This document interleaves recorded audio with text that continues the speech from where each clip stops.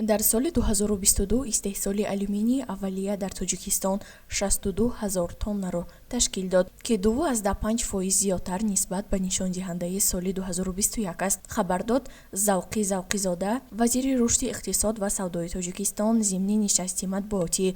Ба гуфти ӯ, соли гузашта ҷумҳурӣ 51 000 тонна алюминии аввалияро ба маблағи $140 миллион ба хориҷи кишвар содир кардааст. Вазир зикр кард, ки аз лиҳози нарх содироти алюминии аввалия дар соли гузашта ба андозаи 3,6% зиёд шуд. Завқизода таъкид дошт, ки соли 2022 дар ҳаҷми 80 000 тонна истеҳсоли алюминии аввалия ва 50 000 тонна содироти он пешбинӣ гардида буд. Ӯ илова намуд, ки соли ҷорӣ истеҳсоли ҳудуди 100 000 тонна алюминии аввалия дар назар аст. Қобили зикр аст, ки ба истеҳсоли ин навъи луфус дар Тоҷикистон ширкати алюминии тоҷик Талко, яке аз бузургтарин корхонаҳои ин соҳа ва ягона тавлидгари алюминий дар Осиёи марказӣ машғул аст.